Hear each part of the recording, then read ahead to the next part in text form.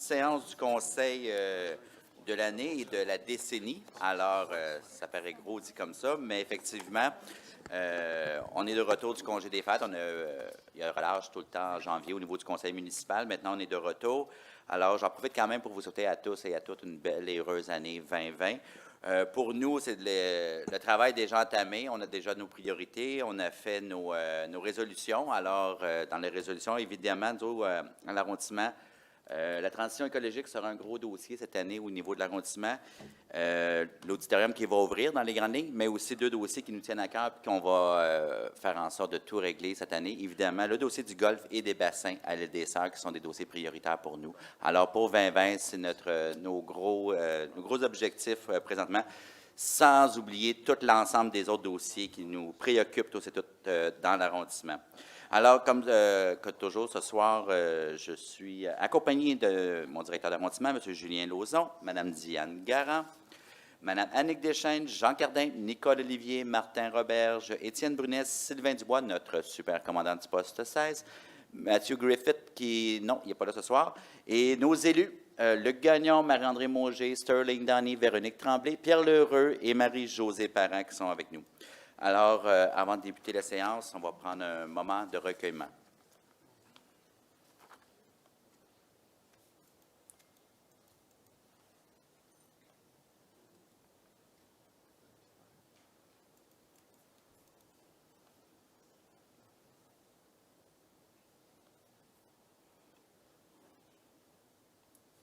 Merci beaucoup. Alors, comme on le disait, début d'année, rime aussi avec, vous avez sûrement eu votre cadeau des fêtes qui est rentré un petit peu plus tard, qu'on appelle communément le compte de taxes, qui est rentré cette semaine là, pour la plupart d'entre vous. Alors, il est rentré l'année passée, vous vous souvenez, en fin d'année, quand les nouveaux rôles fonciers sont sortis, on avait la plus forte augmentation au niveau du rôle d'évaluation foncière sur l'ensemble du territoire de l'île de Montréal. On a ajusté les taux pour baisser le taux local, en fait, pour essayer d'atténuer l'impact d'une hausse de l'évaluation foncière. Le principe de l'évaluation foncière, vous savez, c'est sur les valeurs de revente dans votre environnement au courant de l'année 2018. Alors, si vous aviez un doute, un bémol ou vous voudriez remettre en question votre évaluation et votre compte de taxes, il y a toujours possibilité de le faire et je vais prêter la parole à notre pas graphière, mais directrice au niveau administratif, Annick Deschênes, qui va vous expliquer la procédure à suivre et aussi s'il y avait d'autres compléments que tu voudrais informer les citoyens. Parfait. Donc, en complément d'information, pour ceux qui désirent se prévaloir du droit de demander une révision du rôle d'évaluation foncière, vous pouvez communiquer avec le service de l'évaluation foncière de la Ville de Montréal. Évidemment, il y a certains critères qui doivent être considérés. Toute l'information elle est disponible sur le site Internet du service de l'évaluation foncière. Donc, voilà pour l'information. 1er avril, date limite, effectivement, pour faire la demande de révision. Oui, de révision. Alors, dans les autres sujets, ce soir, j'aimerais vous parler, évidemment, il y a le dossier du golfe de l'île des Sœurs, une mise à jour que je vais vous dire. Je sais qu'on aura des questions là-dessus. Il y a une procédure d'arbitrage qui est en place. Évidemment, comme procédure d'arbitrage avec des jurisprudences et tous les tenants et aboutissants juridiques, je vais me faire peu bavard, pas par manque de transparence ou parce que je n'ai pas envie, bien au contraire. Mais je vais vous lire le code de loi qu'on me demande de lire par rapport à la procédure. La loi de l'article 4 du Code de procédure pénale oblige les parties à préserver la confidentialité de ce qui est dit, écrit ou fait en cours du processus d'arbitrage. La Ville ne peut donc que rendre public des informations générales qui ne portent pas atteinte à cette règle de confidentialité. La Ville a reçu le 30 août 2019 un avis d'arbitrage déposé par le Golfe. La Ville a ensuite préparé son propre avis d'arbitrage pour contester les prétentions du Golfe et présenter ses propres demandes et réclamations. L'avis d'arbitrage de la Ville a été déposé le 20 décembre 2019. Les avis d'arbitrage concernent des désaccords entre la Ville et le Golfe à propos de l'application de l'entente du bail amphidéotique auquel ils sont partis. Le processus d'arbitrage est en cours, mais il n'y a pas encore d'audience d'arbitrage. Les discussions sont présentement en cours au sujet de la nomination de l'arbitre qui entendrait la cause et au sujet de la question de procédure. En ce qui concerne le problème des lumières du champ de pratique, qui éclaire directement chez les citoyens, une demande en justice a été faite à la Cour supérieure pour régler ce problème. Alors, c'est un cadre sur lequel je dois m'appuyer pour répondre, mais autant que faire se peut, je vais quand même essayer de répondre aux questions. Pour la portion d'abruitage, évidemment, je suis plus contraint parce que je ne voudrais pas d'aucune façon que ce soit, comment je pourrais dire ça, mettre en péril le processus d'arbitrage qui est en cours. Alors, dans l'intérêt de tous, de vous, de moi, de tout l'ensemble de la procédure légale, dans le fond, je vais me tenir. Pour ce qui est des questions au niveau de l'éclairage, là-dessus, j'ai un peu plus de latitude. Alors, il me fera plaisir de répondre à vos questions. Évidemment, vous avez vu récemment, la semaine dernière, puis cette semaine, ça a été confirmé, l'entreprise Rebut Solide Canadien, TIRU, pour la filiale pour Montréal. C'est un dossier en environnement que j'ai la responsabilité à la Ville de Montréal. Alors, juste rassurer les citoyens, le recyclage continue comme il était. Vous gardez vos bonnes habitudes. On continue à mettre le recyclage à la rue. L'entreprise va passer. Il y a une période de transition. Présentement, on travaille déjà depuis quelques temps sur une option B, puis revoir le processus. Alors, on travaille en étroite collaboration aussi avec le gouvernement du Québec sur ce dossier-là. Alors, si j'ai un message à vous passer aujourd'hui, c'est de continuer vos bonnes habitudes, de recycler, c'est important. Et nous, on va s'occuper de le ramasser, de le recycler et de surtout éviter l'enfouissement de nos rebuts de maison. Alors, cette semaine aussi, ce mois-ci, le 20 janvier, le lundi 20 janvier, tout récemment, on a eu une visite de la mairesse qui avait demandé de visiter le quartier de l'arrondissement, entre autres à l'île des Sœurs. Alors, il s'est organisé une visite de jour avec la mairesse et les élus du secteur île des Sœurs, qui sont Véronique, Pierre et Marie-Josée, avec le cabinet de la mairesse et la mairesse de Montréal, Valérie Plante, qui était là. On a fait une bonne tournée, je vous dirais, on était quelques heures à l'île des Sœurs, on était ensemble dans le transport, puis on a visité les lieux puis les enjeux qui sont quand même importants à l'île des Sœurs. Alors, on parle d'investissement, on parlait, entre autres, on a parlé de pont local, la passerelle, on était passé devant un golf, on est passé devant les bassins, on était aussi rencontrer les citoyens au Centre Elgar et on était place du commerce aussi, voir avec le nouveau PPU les enjeux, les questionnements que les gens avaient. On était à Résidence Ambiance, parler avec les citoyens qui nous ont parlé aussi des enjeux qu'il y avait par rapport au PPU.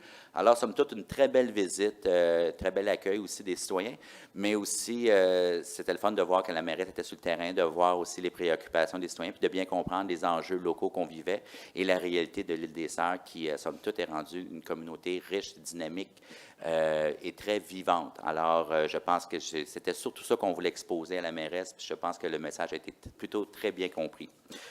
Ensuite, on a eu une belle nouvelle, une belle naissance à Verdun récemment. Alors, c'est l'inauguration de la Maison Bleue, qui est une maison de périnatalité juste ici, entre la 4e et 5e avenue, qui a ouvert. C'est la 4e Maison Bleue. Alors, la périnatalité, dans le fond, c'est de 0 à 5 ans. Déjà, la couverture au niveau des services, des soins aux mères, des fois, ou aux familles en situation précaire, le 0-5 ans, périnatalité, il n'était pas couvert.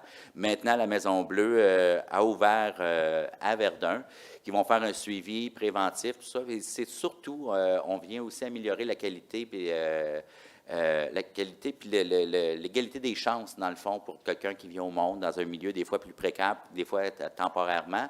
Mais la Maison Bleue est là pour soutenir, aider. Alors, c'est un bel ajout, un bel apport dans la couverture qu'on offre aux citoyens dans l'arrondissement. On est très fiers que la Maison Bleue ait choisi Verdun pour installer leur 4e maison. Il y en a déjà une à Côte-des-Neiges, Parc Extension et Saint-Michel. Maintenant, Verdun a sa Maison Bleue. Puis si on rajoute après ça la pédiatrie sociale, toujours ensemble, la persévérance scolaire, on a une superbe couverture à Verdun pour les services, pour nos jeunes familles puis nos jeunes enfants. Alors, quand on parle de travailler pour une communauté, c'est de s'assurer que la communauté ait accès à l'ensemble des services et que les enfants puissent s'épanouir. Alors, on en est très, très, très fiers.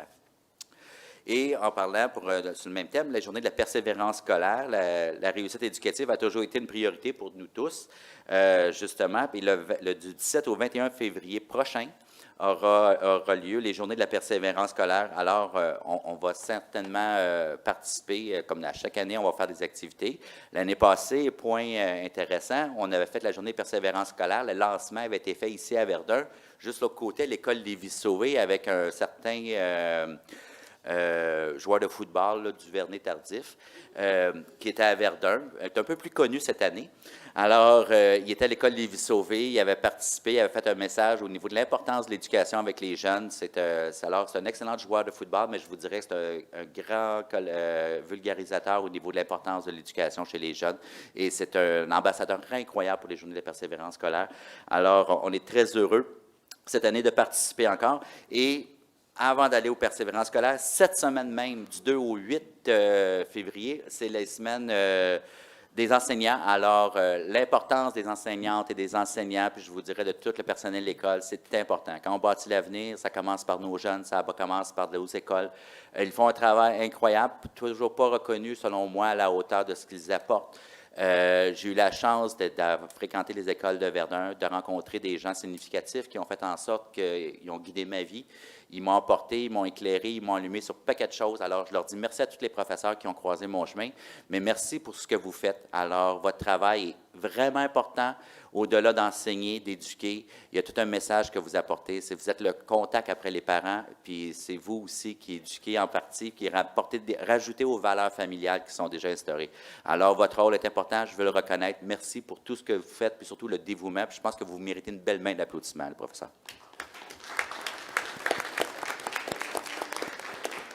Alors, avant d'aller au conseil, je vais juste réitérer les questions, la période de questions qui va suivre tantôt. 2 minutes par question, vous le savez.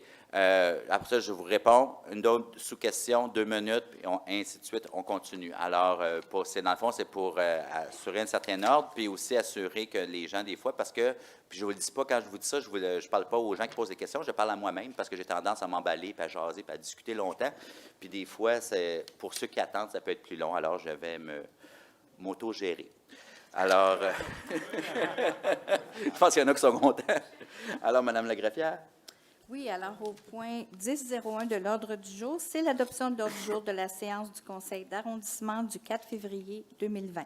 Alors, c'est proposé par M. Lheureux, secondé par Mme Mauger. Je crois qu'il y avait un retrait. Oui, le retrait du point 15.01 qu'on va retirer de l'ordre du jour. D'accord.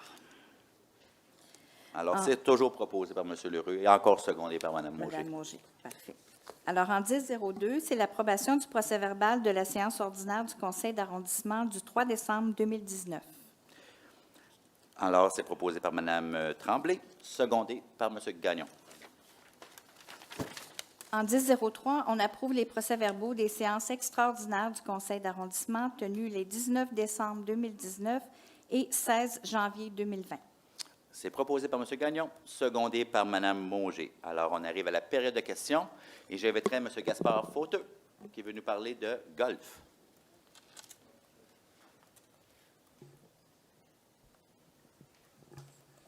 Monsieur le maire, bonjour. Bonsoir. Conseiller. Monsieur le maire, je constate qu'entre vous et M. Pierre Raymond, à force de tourner en rond, vous allez tous réussir à nous étourdir. Ceci dit, la petite danse au cours des dernières 24 heures entre Pierre Raymond et vous-même nous semble avoir conduit à quelque chose de non seulement concret, mais aussi de positif. La prochaine fois que vous aurez l'intention de danser, n'envisagez pas un slow, mais plutôt un rock and roll. C'est plus rapide. Nous avons été quelque peu surpris hier de voir le communiqué du Golf exécutif de Montréal, qui nous semblait un document de publicité, un document de communication, et c'était assez évident que ce n'était pas quelque chose d'officiel, ce n'était pas signé, et on ne voyait pas nulle part que c'était un document qui engageait la Ville, mais que c'était une proposition de M. Aymon. Aujourd'hui, M. Aymon nous présente un deuxième communiqué qui semble un peu plus sérieux, puis nous a grandement surpris et plu de voir que la Ville, et c'est la question aussi que je veux que vous nous confirmiez, que la Ville avait entrepris lundi après-midi des démarches afin de contester ou de régulariser la situation des lumières.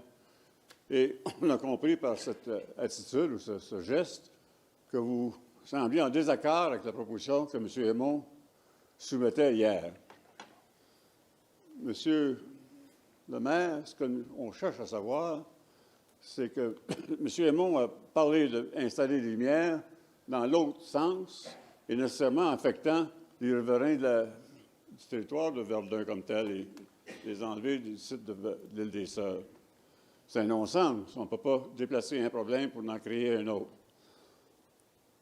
Si vous avez un projet pour régulariser les lumières et qu'il est différent de M. Aymon, on aimerait bien savoir ce qu'il en est et de savoir pourquoi que ça n'a pas pu être résolu en parlant avec M. Aymon. Qu'est-ce qui crée qu'on ne peut pas parler à ce bonhomme qui est inaccessible ou qui est menteur comme 10 des fois, on ne le dira pas, mais ça présente un problème. Alors, on veut savoir quelle est la position de la Ville quant à la proposition de M. Aymon et quelle est la vôtre et comment pensez-vous résoudre la situation? Alors, merci, M. Fauteux, pour votre question. Je vous dirais simplement qu'on est en mode solution. Nous, là, les lumières, s'il y a un dossier où il y a quelque chose qui est simple à régler pour nous, c'est les lumières. Alors, s'il y avait une collaboration réelle, déjà, quand il n'y a pas de joueurs, les éteindre, ça serait déjà un bon pas dans la bonne direction au niveau de la collaboration. Je ne déposerai pas un conseil, mais je peux déjà vous lire des communications qu'on avait déjà faites antérieurement. On demande l'accès au golf, justement, pour essayer de trouver des solutions, et on nous refuse l'accès. Alors, ça, je peux vous confirmer que ça a été fait il y a déjà plusieurs mois. Et pour ce qui est d'installations ou des projets d'installer les lumières, les changer de barre ou quoi que ce soit, le bureau, la direction de l'urbanisme et des services et des permis à l'arrondissement, il n'est pas sur Facebook. Il est ici, c'est une place physique. Alors, M. Aymon, avec ses employés, ont juste à se présenter ici au bureau de permis et inspection, venir nous présenter des plans complets en disant, mais voici mon projet, comme tout autre citoyen, puis on va le faire. Mais ce n'est pas sur Facebook que ça se passe, malheureusement. Je profite parce que j'imagine qu'on doit être écouté par celui-ci. Alors, je l'invite à venir, puis s'il veut monter à mon bureau, ça va me faire plaisir de discuter avec lui aussi. Merci. Merci. Alors, M. George Ayton, about golf. Good evening. Good evening. I think I first brought the golf situation to you back on September 4th of 2018. So it's taken an awful long time to get to a point where the city has engaged in this arbitration process. And I'm a bit confused because at one of the council meetings in September of last year, it seemed that Mr. Iman's group had filed for the arbitration, and then apparently he didn't, and the city did instead. I mean, I'm a little bit confused about that, and if it has now been filed by the city, what do you think is a realistic timeline before an arbitrator is appointed based on what is spelled out according to municipal law, I guess, because there is a formula, but this thing seems to be dragging on forever. It's got a life of its own. Like I said about the arbitrage, I'm a little bit squeezed because I can't say too much about the I'm just arbitrage asking about the processes. procedure. For the next time, that will be important to make a nomination of the arbitre. And after that, the process will continue. For sure, for me personally, I hope that will be as soon as possible. As soon that the nomination will be done, that will be the process. I think they will be faster. But presently, we don't have any arbitre. How do you say arbitre in anglais? Arbitration. Ref? Yeah. Ref? No? Yeah. But was it Mr. Iman's group that initially We filed need for that, or you had said it was? but- Normally, we propose somebody, and they said that if they accept or not this person. Oh, I know how that works. I'm just wondering about the original filing. I mean, did the But the Mr. Iman's original- group the- actually beat you to that? No, but they just deposited the arbitrage processes in September, and we returned with our arbitrage files. So so now we just we're waiting for nomination presently. But for all the rest, I hope that will be for everybody. It's better we have an agreement for the best of everybody, for you, for me, for Mr. Hermon, for everybody. Okay. Thank you. Monsieur Richard Dorval qui veut nous parler de golf. Oui, mais comme je ne suis pas un joueur de golf, là, je vais déborder un petit peu. Mais il reste qu'on a un golf public et écologique à Verdun absolument magnifique. Mais on a plus que ça à Verdun. Vous avez grandi à Verdun, monsieur le maire, pas moi. Moi, j'ai grandi dans l'est de Montréal, où là aussi, on a un golf écologique et public là-bas. Mais il reste que, en réfléchissant sur la situation de notre magnifique arrondissement, on a une plage, on a une rue commerciale extraordinaire, du transport en commun comme ça se peut pas, auquel il va s'ajouter le REM là, au cours de l'année 21. On entend parler beaucoup de l'arrondissement dans les médias, dans toutes les chroniques de circulation. C'est toujours bloqué autour de l'île des Sœurs. Alors, ça, je pense que ça va être de moins en moins vrai avec les nouvelles infrastructures extraordinaires que nous avons. Et l'idée que je voulais vous amener ce soir, c'est que je gagne depuis les derniers 48 heures beaucoup d'espoir sur la résolution du litige autour du golf, qui est un équipement sportif et communautaire extraordinaire, avec la plage que nous avons, les équipements d'aréna, de piscine qui s'en viennent, de tout ce que je pense, c'est magnifique. Et j'oserais vous suggérer pourquoi ne pas penser pour l'horizon 2021-2022 à une campagne de publicité destinée aux gens de Verdun et de l'île des Sœurs, de Montréal aussi et des environs, pour qu'il soit plus, d'abord pour les gens de Verdun et l'île des Sœurs, qu'on soit davantage conscient de ce que nous avons autour de chez nous. Et ça, je pense qu'on ne le sait pas assez, à part des fois de payer notre compte de taxes et de travailler très fort. Souvent, on ne le sait pas assez ce qu'on a autour de chez vous. Je me permettais de vous demander pourquoi on ne pourrait pas réfléchir à une campagne promotionnelle pour montrer les avantages extraordinaires que nous avons autour de nous. Absolument, puis je suis entièrement d'accord avec vous. Puis, en fait, il y a un accent qu'on veut mettre au niveau de la communication, surtout avec les entraves. Vous avez souvent le point. Je l'avais fait en début du chantier du pont Champlain avec SSL au début, puis j'étais tanné un peu d'entendre souvent autant les courtiers immobiliers à l'époque, dont j'ai fait partie, de dire « Ah, il y a du trafic, puis ça va être l'enfer à l'île à cause du trafic, tout ça. » Puis là, je dis « Il faut arrêter ça, parce que dans la réalité, oui, il y a eu des entraves, mais c'est quand même c'était le plus gros chantier en Amérique du Nord, puis ça a quand même roulé rondement, là, malgré tout. Dans le contexte, si on réalise la grosseur du chantier, j'avais fait des rencontres avec les gens d'affaires du milieu de l'île des Sœurs pour leur dire, écoutez, vous vous tirez dans le pied si vous faites ça, parce que dans la réalité, c'est pas tout à fait ça. On aime ça jaser, puis des fois, alors je pense qu'il faut promouvoir. Puis l'arrivée du REM, ça va être quelque chose d'extraordinaire. On a même parlé l'autre jour avec la mairesse qu'on a fait le tour de services d'autobus autonomes sur l'île des Sœurs. J'ai une vision très claire au niveau du développement du quartier. Alors oui, la mise en valeur va être faite, mais surtout annoncer la fin des travaux, annoncer aujourd'hui, demain. Ça va être fait, c'est quelque chose qu'on veut mettre en valeur. Oui, bien, je serais le plus grand premier à le dire. Je serais très heureux. Alors, prochaine question. Monsieur Sylvain Lapointe. Sylvain Lapointe qui veut nous parler de l'horaire du bus de la 12 et de la 21.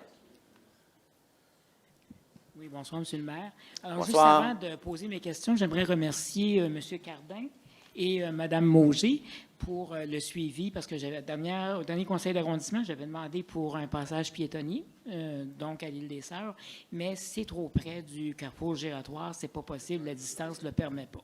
Mais quand même, il y a eu un essai, puis j'aimerais les remercier tous les deux, donc, de leurs efforts à ce sujet-là. Maintenant, ma question ce soir, c'est l'horaire de la 12.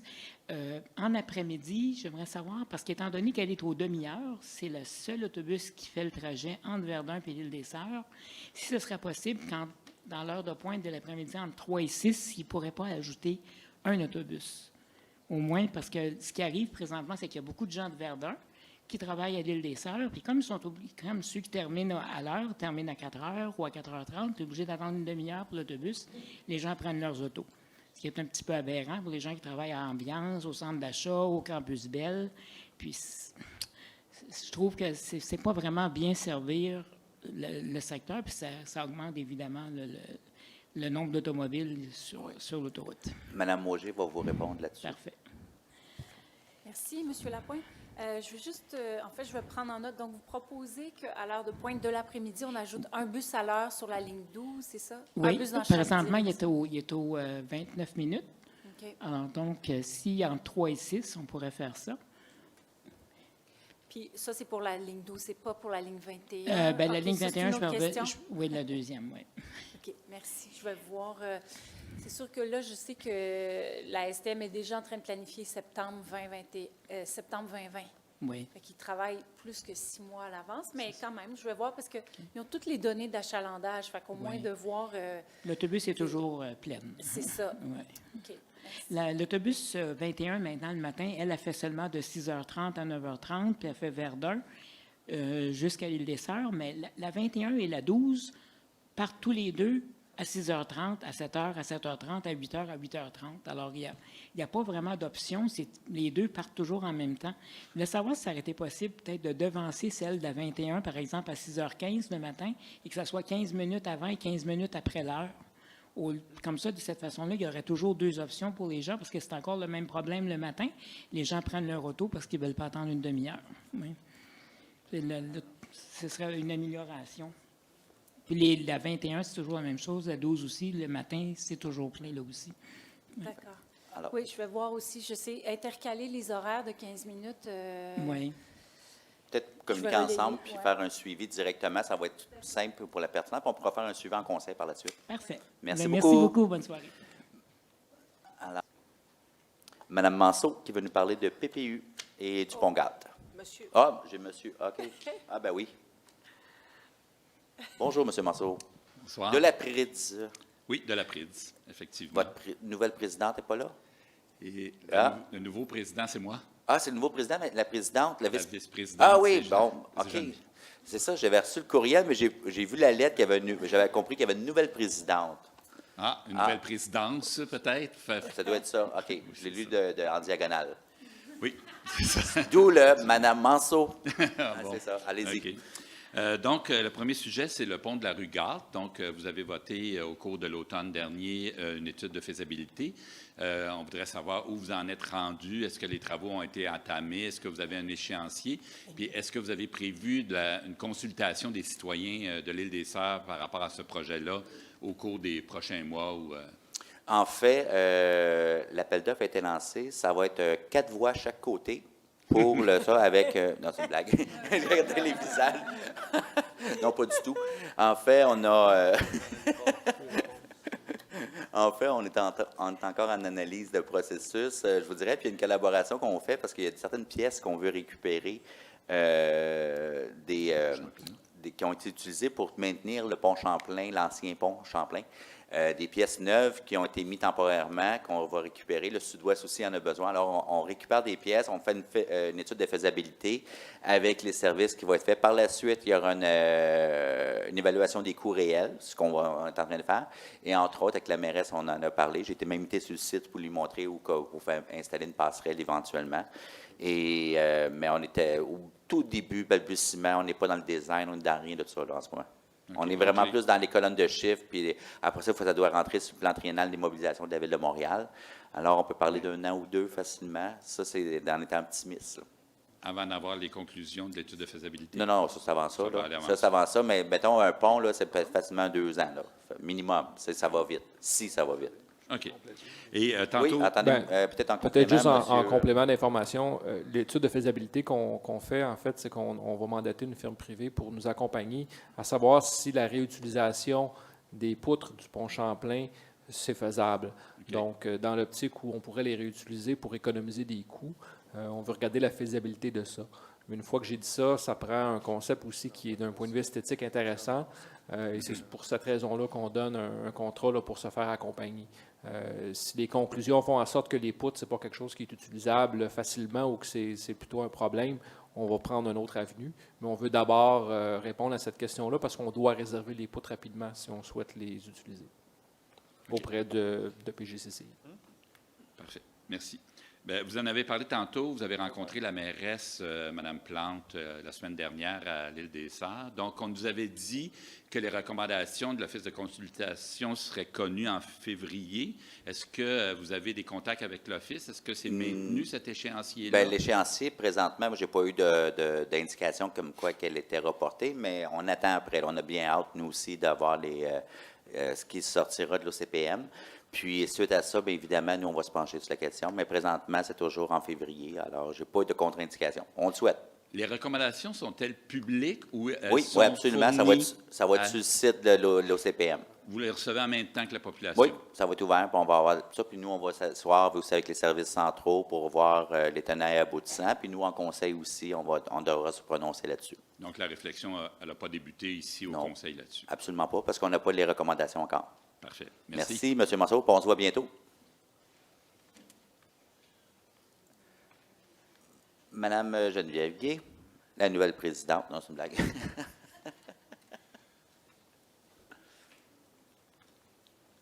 Bonjour. Bonjour. Bonsoir. Bonsoir. Vous allez dire que je suis obsédée là, sur la signalisation, mais là, je ne suis pas dans les noms de rue, je suis sur la signalisation. J'aimerais ça vous parler de signalisation au sol. Vous nous avez beaucoup dit que vous aviez fait beaucoup d'efforts pour obtenir des voies, vous appelez ça des voies dédiées sur la 15 entre le boulevard Gaétan-Laberge et l'île des Sœurs. Vers le nord et vers le sud. On les apprécie beaucoup, elles sont très utiles. Par contre, il n'y a aucune signalisation au sol qui dit que quand on est dans ces voies-là, on doit sortir. Et, bon, je suis consciente que maintenant, on utilise de la peinture à l'eau. Je suis consciente que maintenant, que l'hiver a commencé tôt. Mais ce qu'on voit beaucoup, c'est que les gens sortent de la voie à la dernière seconde parce qu'ils ne voient pas venir la sortie obligatoire. Il n'y a rien qui leur indique qu'il y a une sortie obligatoire. Et on voit souvent c'est dangereux. Oui. Est-ce qu'il y a moyen que quelque chose soit fait? Est-ce que c'est encore SSL qui est responsable du tronçon? Est-ce que c'est provincial? Est-ce qu'il faut faire des pressions quelque part? Est-ce que l'arrondissement peut nous aider à faire des pressions là où il faut? Oui, en fait, c'est ça. Nous, je prends note de votre question. On pourra le signaler parce qu'on a des rencontres encore régulièrement avec SSL pour l'indiquer, mais je vous invite aussi à Signature sur Saint-Laurent de l'indiquer comme... Alors, oui, SSL est encore responsable du tronçon, puis je vous le dis qu'il va être encore responsable pour les 30 prochaines années. Ah oui, c'est vrai. C'est 30 ans. Alors, ça va être SSL. Je vous invite à écrire à SSL parce que c'est un point très pertinent, parce que je le sais, je l'ai vu moi-même l'autre jour en traversant. La personne, elle roulait, puis elle a réalisé qu'elle sortait, puis elle ne voulait pas, fait qu'elle c'était quand même l'heure de pointe. C'est vraiment dangereux. C'est dangereux. Alors, est-ce que c'est possible de mettre de la peinture l'hiver? Non. Non, l'hiver, oubliez ça, ça prend 10 degrés minimum. Ah. C'est ça. On peut mettre une pancarte. Oui, bien, il y a déjà une indication, mais les gens, ils passent Ça ne dit pas sortie obligatoire, en tout cas. C'est ça. Vers le sud, il y a une pancarte, mais vers le nord, je crois qu'il n'y en a pas. OK, c'est pour ça, dans le sud, moi, je l'ai. OK. Bon. Deuxième question. Deuxième question. C'est aussi une question de sécurité. Cette fois-ci, c'est un passage piétonnier. C'est au carrefour des milieux humides, côté nord. Donc, en face du Saxe, là, il y a un passage piétonnier qui est fermé par SSL, j'imagine, encore.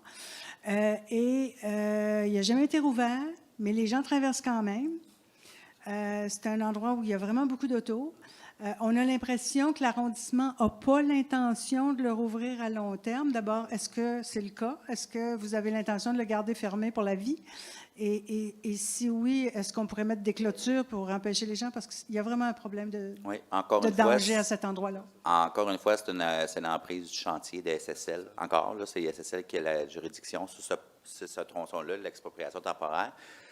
Puis, ils ont retourné à différentes reprises qu'on avait avisé au niveau de remettre les barricades, ces choses-là. Mais tant qu'ils n'ont pas dégagé le chantier, nous, on n'a pas juridiction sur ce bout-là. Parce qu'il y avait élargi. Mais vous leur en avez déjà parlé? Oui, à plusieurs reprises. Ce n'est pas la première fois qu'on en parle. Là. Donc, si on veut leur écrire, c'est inutile? Non, c'est toujours bon d'écrire. Parce que plus qu'on est de gens à écrire, mieux que c'est. Merci. Merci, Mme Gay. Mme Gay. Monsieur? Non, Monsieur André Julien. Mon Dieu, ça fait longtemps qu'on ne s'était pas vu.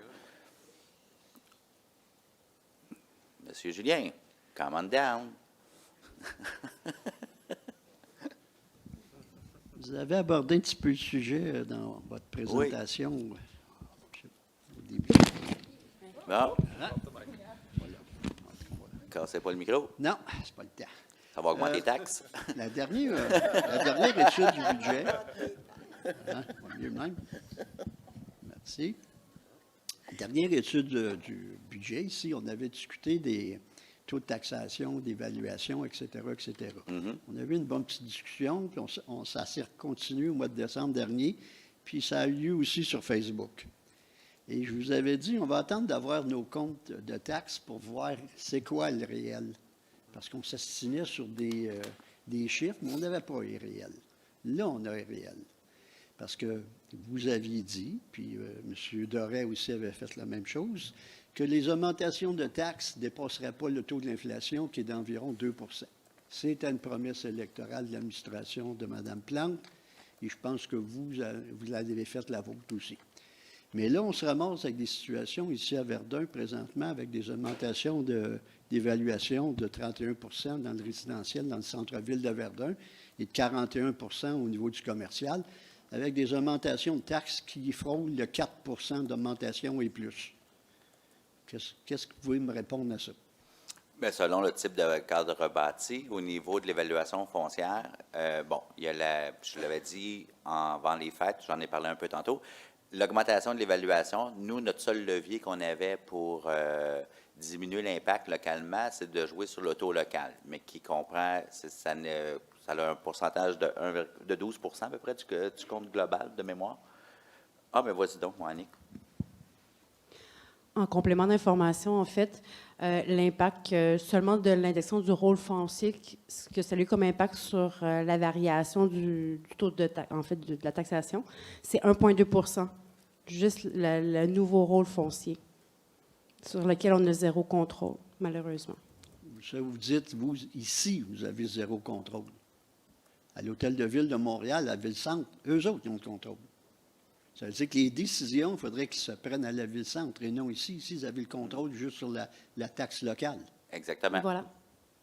Mais là, il faudrait que, quand on a des situations comme ici, Verdun, qui est l'arrondissement, dans les 19 arrondissements qui a eu la plus haute augmentation d'évaluation foncière, mais à un moment donné, il va falloir que le débat se fasse en quelque part. Hein? Oui, vous avez une très bonne question. Vous pouvez même vous venir en conseil poser. Bien, vous êtes venu déjà. Oui, je suis déjà venu. Vous visiter, oui. Bien oui, en même temps. Ben oui, c'est une très bonne question. Effectivement, nous, on a la portion locale, la portion générale. Pour avoir un taux global, le taux global, l'objectif, c'est de ne pas dépasser 2 % de l'administration actuelle. Ça a été la même chose l'administration précédente. C'était le 2 % qu'on essayait de maintenir. Okay. L'autre question que j'ai, il y en a du monde qui en ont discuté, puis là, il y a un phénomène que je trouve malsain qui se passe présentement dans Verdun, c'est les fameuses reprises de possession de loyers. On a assisté à un moment donné à des, comme la madame disait tout à l'heure, il y a des compagnies à numéros, on va le dire, qui achètent des blocs, qui vident complètement les blocs au complet, qui les transforment en condos, ou un dernier phénomène qu'on a assisté dernièrement, on transforme ça en Airbnb. On commence à avoir ça dans Verdun. Ce n'est pas rien que dans le plateau, là, on commence à avoir ça dans Verdun. Mais là, on a un autre phénomène. Là. Il n'y a pas une journée, moi, depuis que dernièrement, je ne rencontre pas quelqu'un qui a reçu un avis d'éviction. Là, les propriétaires, présentement, se cachent derrière les augmentations d'évaluation pour chasser les locataires qui sont depuis longtemps à cet endroit-là. Moi, j'en ai vu des 17 ans, des 23 ans, même 30 ans. Donc là, ça commence à être malsain pas mal. Là. On est en train de sortir les vieux citoyens de Verdun. Puis il va falloir, à un moment donné, ça arrête ça. Ça n'a aucun bon sens qu'est-ce qui se passe présentement. Là. Ouais. Puis attendez de voir si le 31 mars, là, les augmentations de loyers qu'il va avoir, là, ça va être le monde qui vont décider de partir parce qu'il ne sera plus abordable peut-être d'avoir un logement dans Verdun. Oui, M. Julien avait parfaitement un point, mais aussi, il faut savoir que, puis je vais le répéter, on ne le répétera jamais assez, je vous le dis, ce n'est pas toujours un chemin facile quand on a un propriétaire qui décide de nous évincer pour X raisons, peu importe s'il y a stratagème ou non. La Régie du logement, quoique c'est une loi qui n'est pas actuelle selon moi, reste que c'est un rempart qui peut aider. Alors, on doit contester, on doit remettre en question, c'est la charge est au propriétaire de faire la preuve que des intentions derrière. Alors, effectivement, je suis certain qu'on aura un taux de contestation plus élevé au Québec, là, comme à Montréal, mais au Québec aussi en général, parce que c'est pas juste un effet montréalais, là, c'est même des banlieues aussi, on le voit. Au niveau de la valeur des maisons, puis la valeur des loyers qui augmente de façon fulgurante. Puis Verdun a un taux d'inoccupation de 0,3, là, c'est assez inquiétant à ce niveau-là, parce que 0,3, ça veut dire 3 personnes, à chaque 100 locataires, il y a juste 3 logements de libre pour 100 personnes qui cherchent. Là. Ça fait que c'est pas beaucoup. C'est vraiment pas beaucoup. Alors, merci de la préoccupation. On est très sollicité par la question aussi, inquiétez-vous pas. Merci. Madame Laurette Daou, qui est venue parler de mobilité et de déneigement.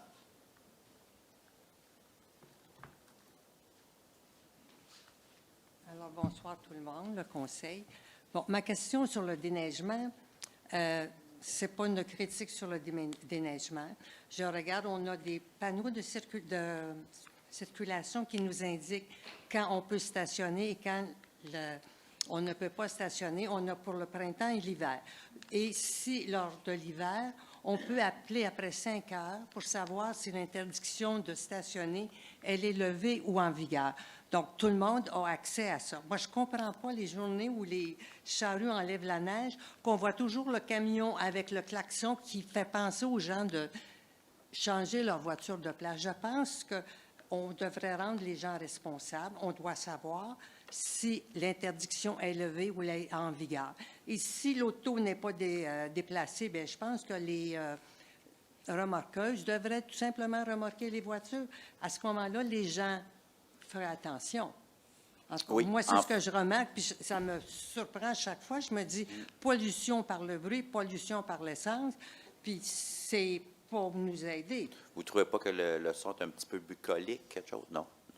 Non, mais... Non, c'est épouvantable. C'est assez strident. Et effectivement, c'est un commentaire qu'on a entendu à plusieurs reprises. Et oui, on pourrait dire, mais on passe, puis tout bad, on donne la contravention. Mais je vous dirais, en toute honnêteté et en toute transparence, on fait le remorquage. Le remorquage retarde de façon de beaucoup, retarde énormément les opérations. L'impact à la fin d'un parcours serait énorme. Il y aurait des secteurs qu'on ne pourrait pas faire de façon aussi efficace.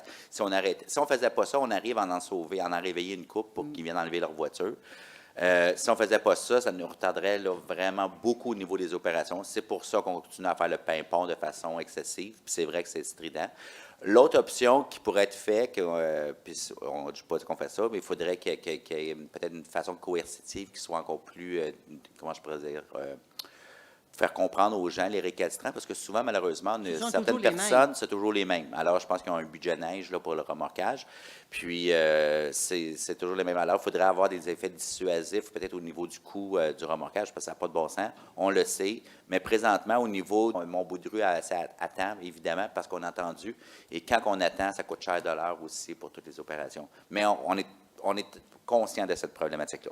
Mais je me dis, à l'automne, vous pourriez avoir une page complète du messager pour on le inciter fait. les gens. Et si vous augmentez le coût du remorquage, peut-être ça ferait réagir les gens. Peut-être. C'est des options qu'on faudrait regarder parce qu'effectivement, on le fait, le klaxon, bien, ça marche, mais ça ne marche pas toujours. Puis, mais c'est vraiment, l'objectif, c'est vraiment pas de donner une chance aux récalcitrants, c'est plus pour assurer une bonne démarche des opérations. D'accord.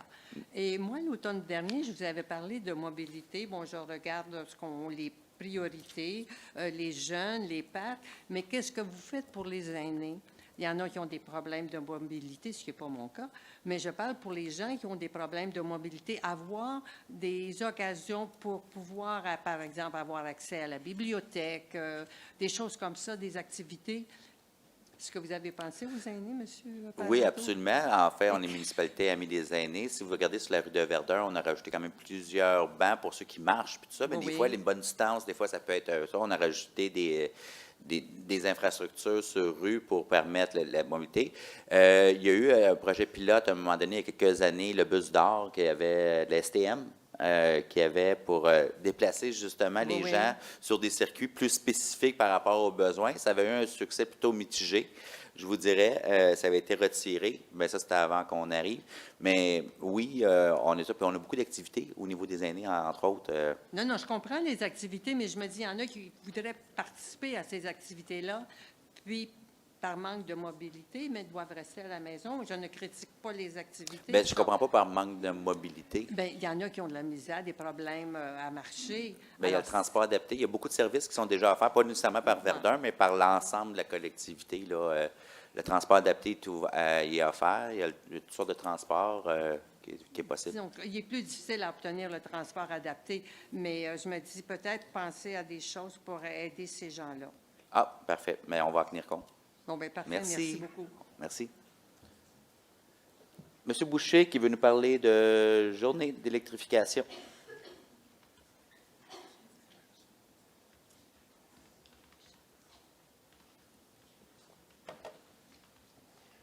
Alors, bonsoir. Moi, je n'ai pas une question, j'ai une proposition. Ce ne sera pas indécent. Allez-y.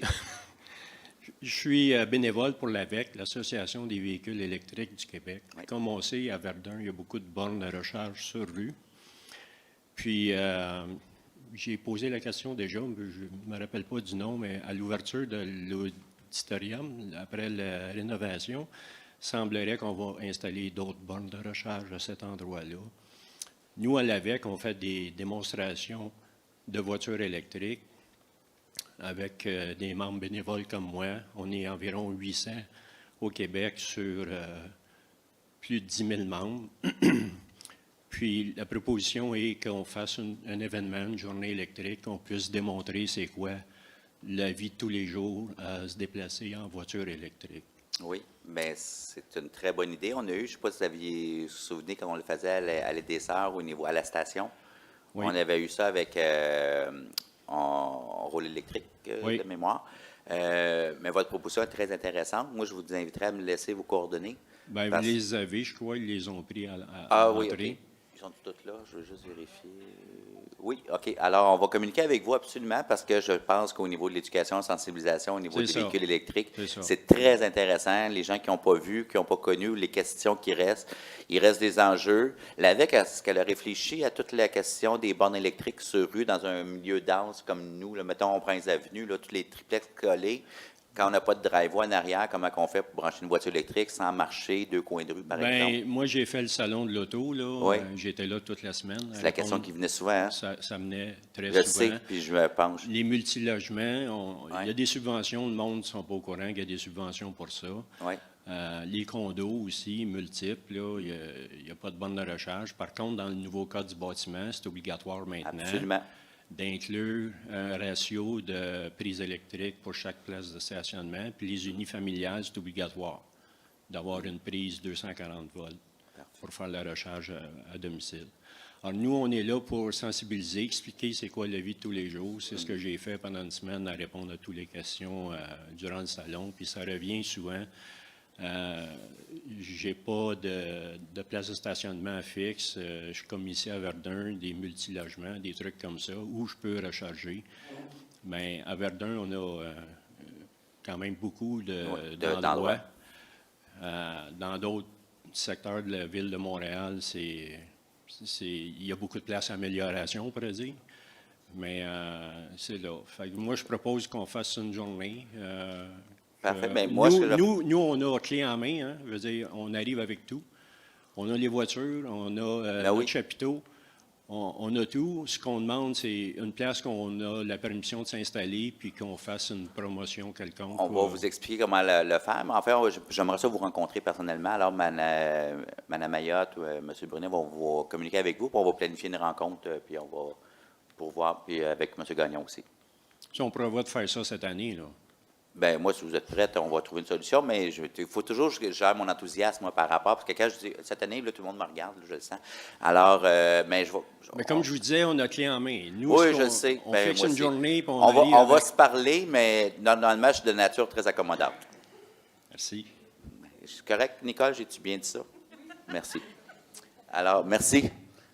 Alors, Mme Beauregard qui veut nous parler de mégots.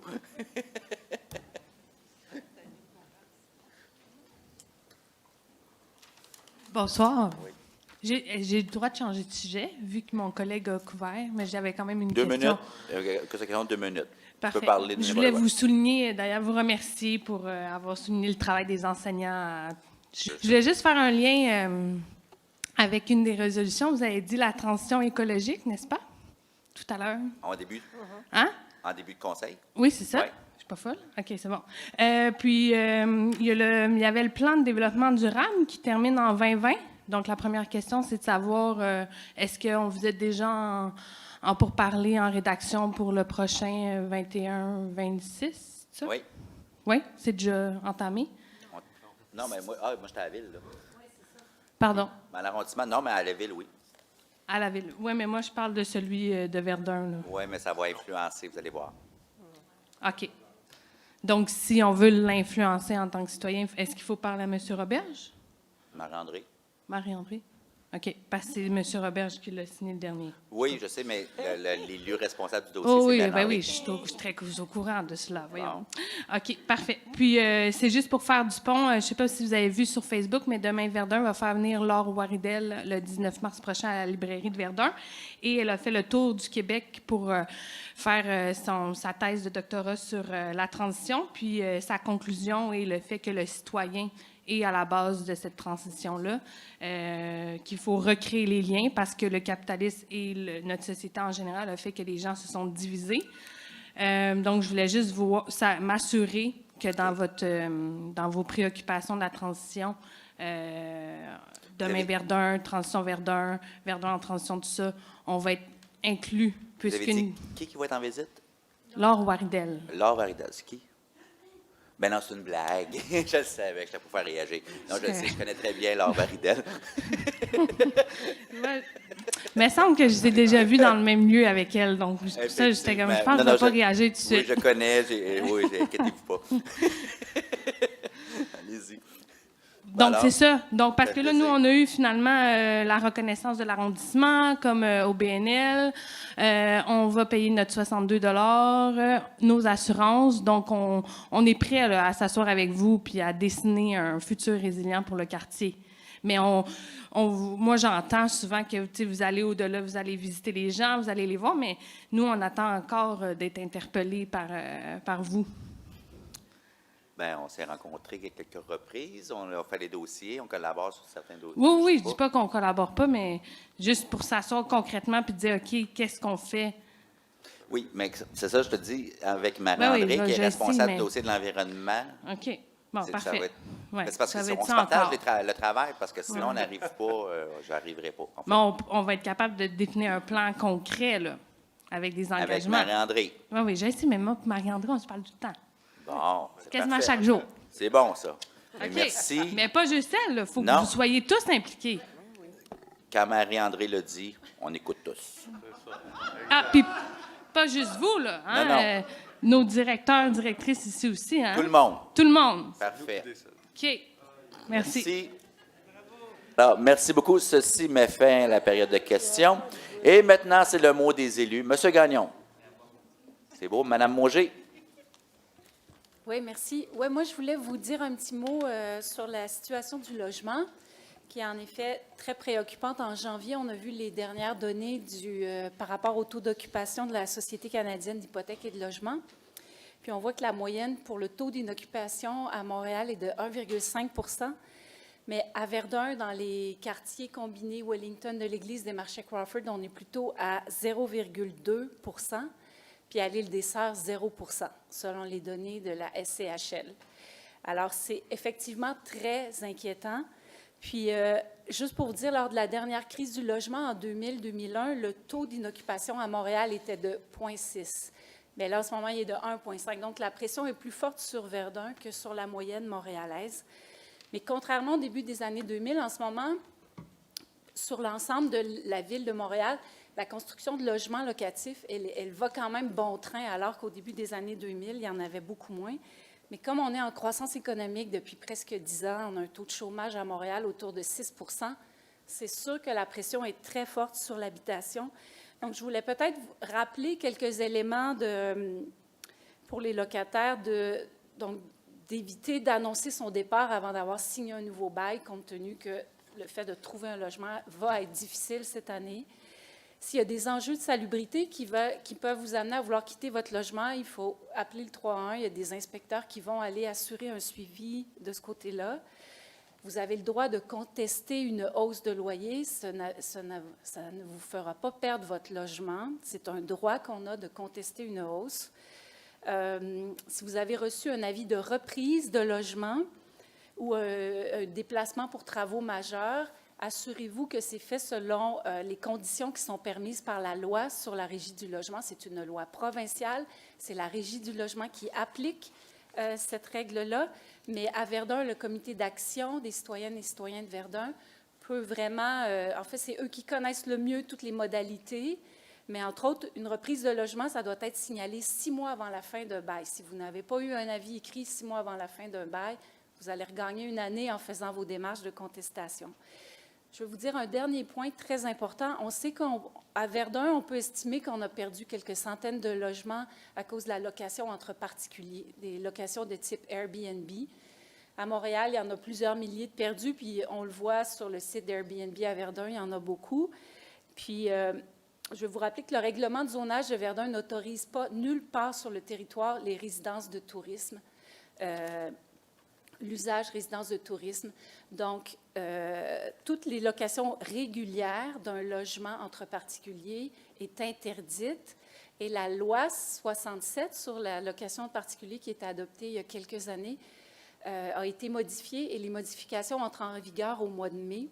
Et cette loi-là vient préciser que pour des locations occasionnelles, donc moi, je pars en vacances cet été pour m'aider à payer mon voyage, je veux louer mon appartement, je peux le faire si c'est ma résidence principale. Je ne peux pas dire que le logement au-dessus de chez moi, je le mets sur Airbnb, c'est interdit, sauf si on a une classification d'établissement touristique.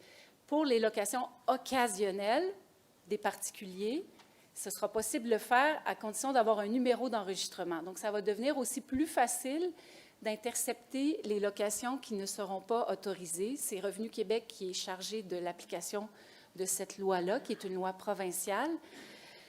Donc, c'est déjà possible de faire la démarche en ligne pour aller chercher son numéro d'enregistrement auprès de la Corporation touristique du Québec.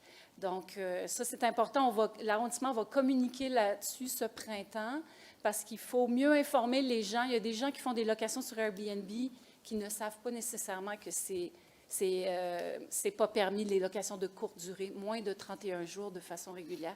Donc, on espère aussi de cette façon-là limiter la perte des logements parce qu'il y a aussi les rénovictions. Madame Évangeline, vous en parliez tantôt. Il y a quand même la loi sur la Régie du logement qui autorise certaines reprises de logements, qui autorise de faire des travaux. Donc, l'arrondissement ne peut pas, du jour au lendemain, ne pas émettre de travaux. C'est comme de permis de travail, c'est comme de rénovation, c'est comme de présumer de la mauvaise foi d'un requérant pour une demande de permis. Fait que c'est difficile.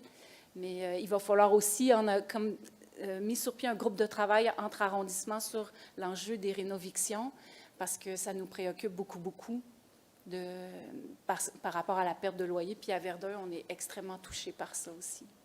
Alors voilà, merci. Merci beaucoup. Monsieur Downey. Merci beaucoup, Monsieur le maire. Donc, j'aimerais vous parler de trois affaires importantes qui se déroulent au mois du mois de février. La première, comme vous le savez déjà probablement, le mois de février, c'est le mois d'histoire des Noirs à Montréal. Donc, February is Black History Month. Je vous encourage sincèrement d'aller voir la programmation qui se déroule ce mois-ci. Si vous allez sur le site de Moi Histoire des Noirs, .com, vous pourriez voir toute la programmation. Il y a vraiment des événements et des activités incroyables. J'ai eu le privilège d'être au lancement pour représenter la mairesse il y a quelques jours et je voulais partager avec vous autres quelque chose que j'ai dit là. Je vais le dire en anglais vite fait parce que ça va être plus vite pour moi. But frequently when we talk about the Black community, we speak about accomplishments in arts, in culture, music. We celebrate and revere a lot of these individuals from the Black community, but it's important to remember the contributions that the Black community has made in business, philanthropy, science, academics, medicine, it is not just about arts, music, and culture when we talk about the Black community. We have incredible people throughout history who have done incredible things within the Black community. Our veterans from both world wars, etc. Donc, pour moi, c'est important de souligner ça parce que souvent, quand on parle souvent d'un domaine et pas de tous ces domaines-là. Et je trouve que c'est important de le souligner. Puis j'ai promis à des gens que je le ferai publiquement encore une deuxième fois et je vais continuer de le faire et je vous encourage de continuer de t'informer sur les contributions de ces gens-là à travers de l'histoire dans tous ces autres domaines-là. Donc, la thématique pour cette année, c'est ici et maintenant. So, here and now. Donc, here and now, I mentioned those contributions as well. La deuxième affaire que je voulais vous mentionner, c'est qu'à chaque année, j'ai le privilège, j'ai l'honneur de sauter dans le fleuve Saint-Laurent avec mon collègue Luc Gagnon, que des fois je pense qu'il est plus fou que moi, mais c'est pas mal dur à battre. Mais à chaque année, on saute pour la cause, justement pour soutenir les athlètes des Olympiques spéciaux du Québec. C'est une cause importante. Ça a commencé, en fait, on a fait le saut, je pense, en 2014 pour la première fois, 2014 ou 2015? 2015, à Verdun, quand l'événement a été tenu ici. On était très chanceux, on a eu 2 ans où ça a été fait ici. La première année, mes collègues ont tous participé. Depuis ce temps-là, on ne les voit plus. Oui, même Mme Viau, je m'excuse, Olivier.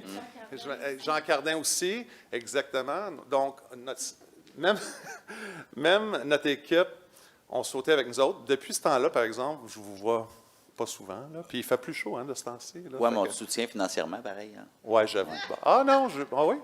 C'est public, hein, les finances. OK. Oui, ben oui. OK, cool, parce qu'on enregistre notre équipe bientôt. Verdun Icebreakers.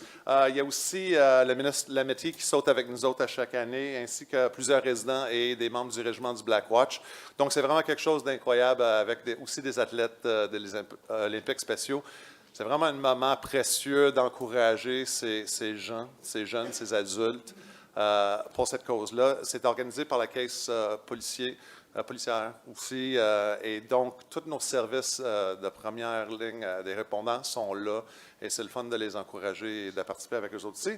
Et la dernière affaire qui est très proche à mon cœur aussi, c'est autour du 24-26 février à chaque année, indépendamment qui l'organise, c'est la journée du chandail rose, donc Pink Shirt Day. C'est les journées contre l'intimidation. Et cette année, ça se déroule encore vers le 24-26. Je participe à plusieurs conférences dans les écoles secondaires et primaires en conjonction avec CCS, un organisme de Verdun, Collective Community Services, ainsi que d'autres activités que je fais. Mes collègues, à chaque année, ils participent d'une manière aussi ou d'autre à cette activité-là aussi pour dénoncer tout ce qui est de l'intimidation, du bullying, soit pas juste envers des jeunes ou des jeunes envers des jeunes, mais des adultes aussi. On vit dans un temps dans l'histoire présentement où, avec les médias sociaux, on voit des adultes, pas juste des jeunes, et des fois plus souvent des adultes qui sont irresponsables avec cet outil-là, si tu veux. On voit des présidents, on voit des gens qui utilisent ces outils-là pour intimider ou pour to put down people, and it's absolutely unacceptable. On peut être en politique, on peut être dans n'importe quel domaine, puis il y a des façons d'être en désaccord et de rester respectueux. Et j'encourage les gens de prendre un moment à réfléchir.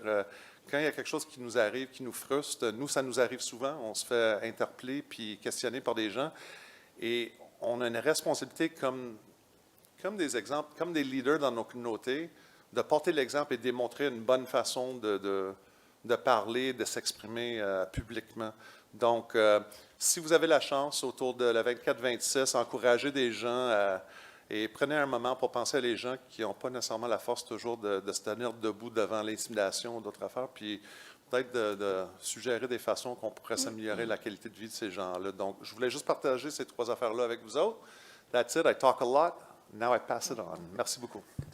Merci beaucoup, M. Darny. Et j'ai un message de M. Bégin, Gabriel Bégin en arrière, qui voudrait participer dans votre équipe de Verdun Icebreaker. Alors, peut-être parler avec lui tantôt. Véronique Tremblay.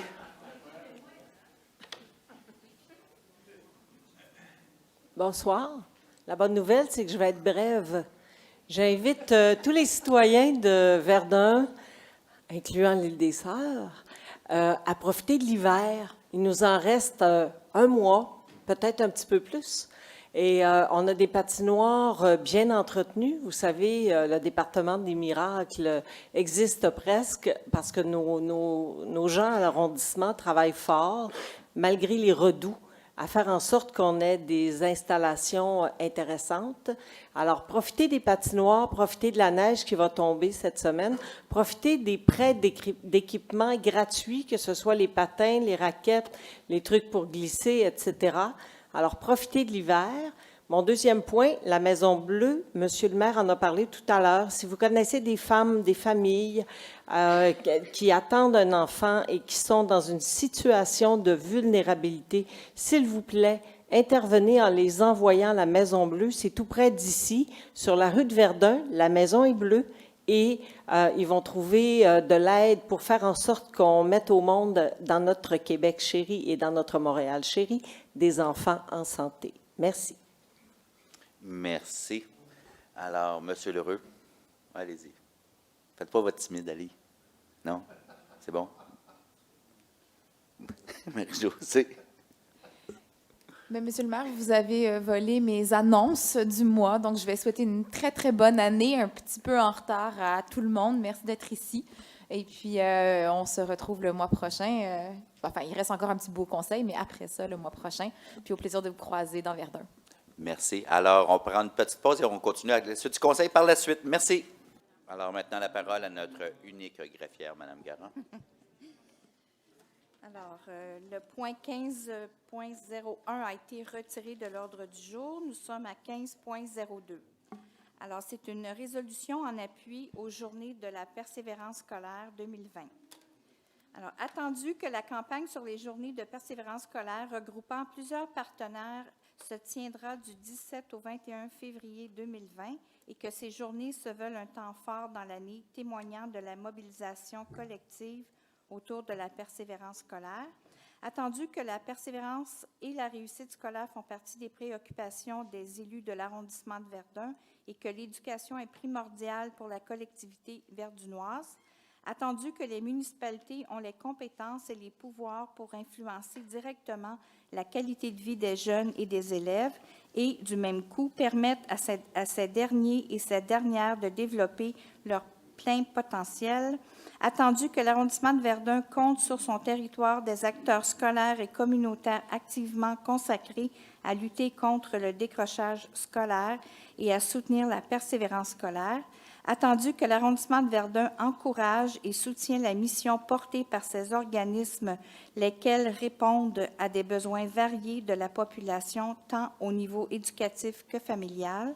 Attendu qu'en concordance avec son plan de développement stratégique 2015-2025, l'arrondissement de Verdun a tenu en 2017 le sommet Tous ensemble pour la réussite éducative en réunissant les principaux acteurs du milieu qui partagent les mêmes objectifs en matière de persévérance scolaire et la réussite éducative. Attendu que dans ces actions prioritaires et la mise en place d'initiatives favorisant la persévérance scolaire, l'arrondissement de Verdun, de concert avec le comité 16-30 ans de la table de concertation jeunesse de Verdun, souligne annuellement la journée verdunoise des apprenants adultes lors d'une cérémonie tenue à la mairie d'arrondissement. Attendu que les membres du conseil de l'arrondissement de Verdun collaborent aux efforts de la collectivité montréalaise en matière de sensibilisation à la réussite éducative, entre autres à travers le comité réussite éducative Les élus s'engagent de Concertation de Montréal. Alors, il est proposé par Mauger. Montre le micro, Mme Mauger, puis pour l'ensemble des conseillers approuvés. De proclamer la semaine du 17 au 21 février 2020 comme étant celle des journées de la persévérance scolaire dans notre arrondissement. Approuvé. En 2001. Alors, regroupement des items 2001 à 2004 pour adoption. En 2001, c'est le rejet des soumissions reçues pour les travaux de réaménagement du parc West Vancouver dans l'arrondissement de Verdun. Alors, c'est l'appel d'offres public S19023 et il y avait 3 soumissionnaires. En 2002, on autorise une dépense maximale de 290 738, toutes taxes incluses, le cas échéant, afin d'octroyer un contrat de gré à gré à l'organisme Naturaction Québec pour l'intendance des habitats naturels de l'île des Sœurs pour la période du 10 février 2020 au 31 décembre 2022. C'était l'appel de proposition P19001. On a reçu 2 propositions. En 2003, on octroie un contrat à les services EXP pour la réalisation d'une étude géotechnique et d'une évaluation environnementale sur diverses rues dans l'arrondissement. C'est une dépense totale de 177 716,60, contingences et taxes incluses. Ça fait partie de l'entente cadre 133-86-45. Et en 2004, on approuve l'entente régissant le partage des installations et des équipements scolaires et municipaux entre l'arrondissement de Verdun et la commission scolaire Marguerite-Bourgeois. Alors, il est proposé. Proposé par M. L'Heureux, secondé par Mme Mauger. On procède au regroupement des items 3001 à 3006 pour adoption. Alors, en 3001, on autorise le chef de division de la Division des études techniques de la Direction du développement du territoire et des études techniques à présenter et à signer au nom de l'arrondissement les demandes adressées au ministère de l'Environnement et de la lutte contre les changements climatiques, ainsi qu'au ministère des Forêts, de la Faune et des Parcs pour l'obtention de permis et d'autorisations et ou d'autres permissions nécessaires à la réalisation de projets qui relèvent de sa compétence en vertu de la Loi sur la qualité de l'environnement et de la Loi sur la conservation et la mise en valeur de la faune, et on mandate le chef de division de la Division des études techniques de la Direction du développement du territoire et des études techniques à cette fin. En 3002, on autorise le chef de division de la Division des études techniques et de la Direction du développement du territoire et des études techniques à signer au nom de l'arrondissement de Verdun l'entente de collaboration avec les ponts Jacques-Cartier et Champlain, incorporés, pour la répartition des responsabilités en vue du maintien et de l'entretien des installations qui relèvent de sa compétence, et on mandate le chef de division de la même division à cette fin. En 3003, c'est le dépôt pour information des virements de crédit du budget de fonctionnement et du budget triennal d'immobilisation pour novembre 2019. En 3004, c'est le dépôt des listes des bons de commande approuvés ainsi que les listes des factures non associées à un bon de commande pour novembre 2019. En 3005, c'est le dépôt des rapports budgétaires pour la période de novembre 2019. Et en 3006, on autorise la vente aux enchères des biens laissés sur la voie publique, et ce pour des évictions ayant eu lieu entre le 4 septembre 2019 et le 18 décembre 2019 inclusivement, ainsi que ce qui n'a pas été vendu lors de l'encan du 19 décembre 2019. Proposé par M. Gagnon, secondé par M. L'Heureux.